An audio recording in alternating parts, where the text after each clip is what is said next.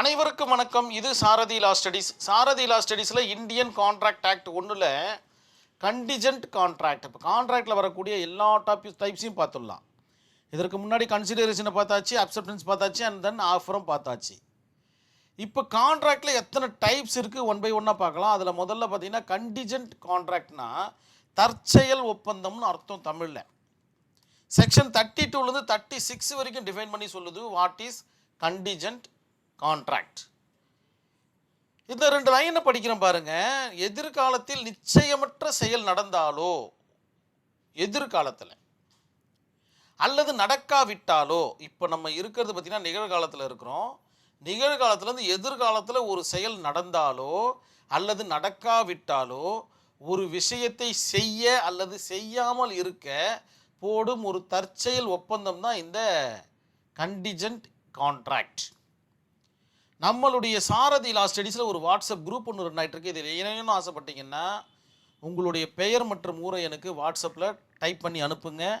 நான் குழுவில் இணைச்சிட்றேன். உங்களுடைய சந்தேகங்களை தீர்க்கும் வண்ணமும் நேரடி பயிற்சி வகுப்புகளுக்கும் இது உதவிகரமாக இருக்கும்னு நான் நம்புகிறேன். கண்டிஜென்ட் கான்ட்ராக்ட்னா இந்த ரெண்டு லைனை படிக்கிறேன் பாருங்கள். ஒரு இல்லுஸ்ட்ரேஷன் இல்லாமல் கான்ட்ராக்ட் ஆக்டை உங்களால் முழுமை அடைய செய்ய முடியாது. உங்களுடைய ஆன்சர் ஷீட்டை முழுமை அடைய செய்ய முடியாதுன்றதை நினைவில் வச்சுக்கிங்க. சும்மா சொல்லிக்கிட்டே இருக்கிறேன் எல்லா வீடியோலையும். இல்லுஸ்ட்ரேஷனும் கேஸ் ஸ்டடியும் மிக மிக முக்கியன்றதை நினைவில் வச்சுக்கிங்க. ஏ என்பவர் பிக்கு சொல்கிறார், நீ பாதுகாப்பாக விமானத்தில் வெளிநாடு சென்று இறங்கினால் நான் உனக்கு 10,000 ரூபாய் தருகிறேன். புரிஞ்சிச்சா உங்களுக்கு? எதிர்காலத்தில் நடக்கக்கூடிய விஷயங்களுக்கு இப்போ போடுற ஒரு கான்ட்ராக்டை, நீ பாதுகாப்பாக சென்று வெளிநாட்டில் விமானத்தில் சென்று இறங்கினால், ஏன்னா விமானம் விபத்திற்குள்ளாகி இறந்துட்டாங்கன்னா அந்த கான்ட்ராக்ட் பார்த்திங்கன்னா அதோட முடிஞ்சு போயிடும். அவர் இறங்கிட்டாருன்னா கான்ட்ராக்ட் பார்த்திங்கன்னா ஃபுல்ஃபில் ஆகும். இந்த இடத்துல நீ இறங்கலைன்னா எனக்கு நீ 50,000 தரணும்னு எந்த இடத்துலையும் இந்த இடத்துல வரலை. ஸோ அதையும் நீங்கள் மனசில் வச்சுக்கணும். நீங்கள் ஏ என்பவர் பிக்கு சொல்கிறார், நீ பாதுகாப்பாக விமானத்தில் வெளிநாடு சென்று இறங்கினால் நான் உனக்கு 10,000 ரூபாய் தருகிறேன் என்று. ஸோ அவர் இறங்கிட்டாருன்னா 10,000 ரூபாய் கொடுக்கணும், இறங்கலைன்னா 10,000 ரூபாய் கொடுக்க வேண்டிய அவசியம் கிடையாது. இதுதான் பார்த்தீங்கன்னா எதிர்காலத்தில் நடக்கக்கூடிய நிகழ்வு, தற்செயலான கான்செப்ட் கண்டிஜென்ட் கான்ட்ராக்ட்.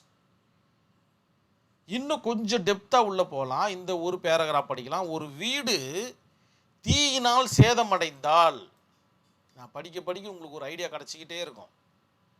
ஒரு தொகையை செலுத்துவதாக ஒப்பந்தம் ஒரு தற்செயல் ஒப்பந்தம் ஆகும்.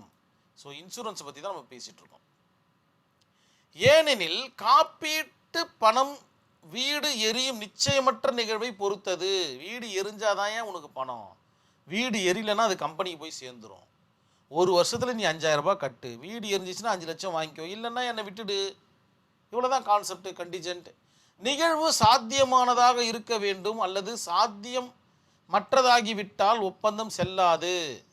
வீடு எரிஞ்சிச்சுன்னா ஒப்பந்தம் செல்லும், வீடு எரியலைன்னா ஒப்பந்தம் செல்லாது. It's called contingent contract. இன்னும் கொஞ்சம் புரியணும்னா இந்த கேஸ் ஸ்டடியை பார்த்தா புரிய வரும். நத்துலால் வெசஸ் பூல்சந்த், இது ஒரு இந்தியன் கேஸ் ஸ்டடி. என்ன சொல்ல வராங்க அப்படின்னு பார்த்தீங்கன்னா, நத்துலால் தனது நிலத்தை பூல்சந்திற்கு விற்க ஒப்பந்தம் செய்கிறார். என்னுடைய இடத்த நீ வாங்கிக்கப்பா, இதுதான் கன்சிடரேஷன் அமௌண்ட் அப்படின்ற மாதிரி பூல்சந்த் கிட்ட சொல்கிறாரு நத்துலால். ஸோ இந்த இடத்துல நீங்கள் என்ன பண்ணோம், ஒரு இல்லுஸ்ட்ரேஷனாக கூட ஃப்ரேம் பண்ணலாம். ரொம்ப சிம்பிளுங்க. ஒரு இல்லுஸ்ட்ரேஷனை ஃப்ரேம் பண்ண போகிறீங்க, ஒரு கேஸ் ஸ்டடி எழுத போகிறீங்க, கண்டிஜென்ட் கான்ட்ராக்ட்னா என்னன்னு சொல்ல போகிறீங்க, அடுத்த கொஸ்டினுக்கு போக போகிறீங்க. இவ்வளோதான் விஷயம். சரி, ஆனால் அந்த நிலம் விற்க அரசு அனுமதி பெற வேண்டும் என்ற நிபந்தனை ஒப்பந்தத்தில் போடப்பட்டது.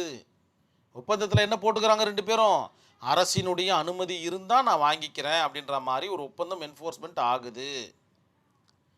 பூல்சந்த் அந்த அனுமதி வராமல் இருந்தபோது அந்த ஒப்பந்தத்தை என்ஃபோர்ஸ் செய்ய முயற்சிக்கிறார்.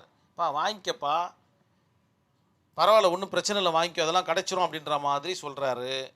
இஷ்யூஸ் ஒன்று ஃப்ரேம் ஆகுது. இந்த பிரச்சனை பார்த்திங்கன்னா ஆனரபிள் கோர்ட்டுக்கிட்ட போகுது, இஷ்யூஸ் ஃப்ரேம் ஆகுது. அரசாங்கத்தின் முன் அனுமதி இல்லாமல் அந்த ஒப்பந்தம் என்ஃபோர்ஸ் செய்யப்படுவது சாத்தியமான ஒன்றா அல்லது வேலிடா அப்படின்ற மாதிரி ஒரு இஷ்யூ ஃப்ரேம் ஆகுது.